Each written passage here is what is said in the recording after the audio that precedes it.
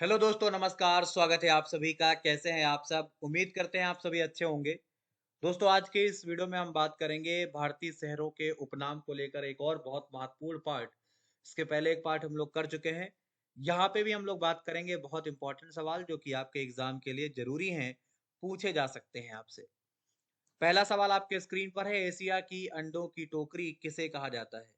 Asia में अंडों की टोकरी किसे कहा जाता है? तो ध्यान रखिएगा, आंध्र प्रदेश को कहा जाता है एशिया में अंडों की टोकरी।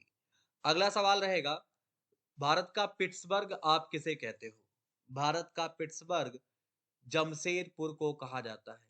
जमशेदपुर को भारत का पिट्सबर्ग कहा जाता है। आइए, राष्ट्रीय राजमार्गों का चौराहा किसे कहते हैं? तो कानपुर को राष्ट्रीय राजमार्गों का चौराहा कहा जाता है।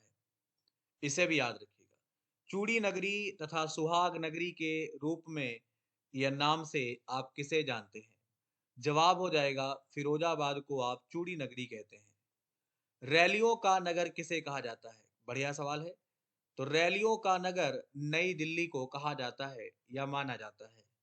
दक्षिण भारत का मैनचेस्टर आप किसे कहते हो? कोयम्बटूर को दक्षिण भारत का मैनचेस्टर आप कहते हैं। अगला सवाल है, ईश्वर का निवास स्थान किसे कहा जाता है? ईश्वर का निवास स्थान प्रयागराज को माना जाता है। राजस्थान का प्रवेश द्वार किसे कहा जाता है? तो राजस्थान का प्रवेश द्वार भरतपुर को कहा जाता है। राजस्थान का गौरव आप किसे कहते हैं? चित्तौड़गढ़ को राजस्थान का गौरव कहा जाता है। दक्षिण की रानी या दक्कन की रानी किसे कहा जाता है? पुणे को दक्षिण की रानी या दक्कन की रानी कहा जाता है।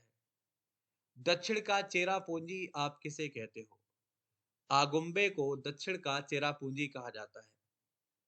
अगला सवाल है, धान की डलिया कौन से राज्य को कहते हैं आप? धान की डलिया छत्तीसगढ़ राज्य को कहा जाता है। लीची नगरी किसे कहा जाता है? देहरादून को लीची नगरी कहा जाता है। पांच नदियों की भूमि किसे कहते हैं? पंजाब को पांच नदियों की भूमि कहा जाता है। मसालों का बगीचा किसे कहते हैं? केरल को मसालों का बगीचा कहा जाता है। किन पहाड़ियों को ब्लू माउंटेन कहते हैं? नीलगिरी की पहाड़ियों को ब्लू माउंटेन कहा जाता है। भारत की सिलिकॉन वैली किसे कहा जाता है? आइए, तो बेंगलुरु को भारत की सिलिकॉन वैली कहा जाता है। भारत का प्रवेश द्वार किसे कहा जाता है? मुंबई को भारत का प्रवेश द्वार कहते हैं।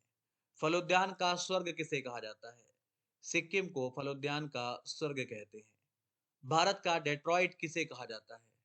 पीतमपुर को भारत का डेट्रॉइट कहा जाता है। भारत का पेरिस किसे कहा जाता है?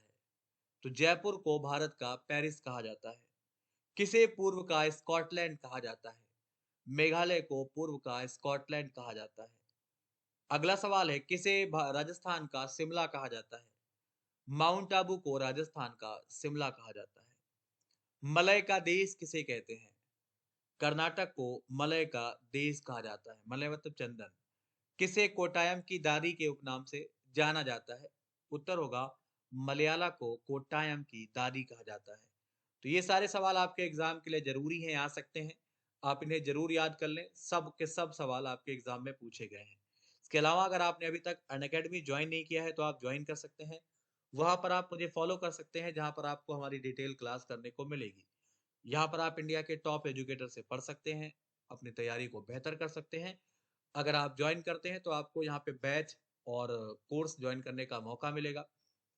अगर आप चाहते हैं एसएससी और रेलवे का प्लस एक साथ में लेना, तो दोनों को एक साथ भी ज्वाइन कर सकते हैं। कॉम्बो प्राइस नीचे लिखे हुए हैं। और अगर आप सिर्फ रेलवे ज्वाइन करना चाहते हैं तो आप मुझे मेरा कोड यूज कर सकते हैं, दीपक सिंह YT10, और जुड़ सकते हैं रेलवे प्लस पे और चीजों को विस्तार से पढ़ सकते हैं। तो DEEPAKSINGH YT10, ध्यान रखिएगा।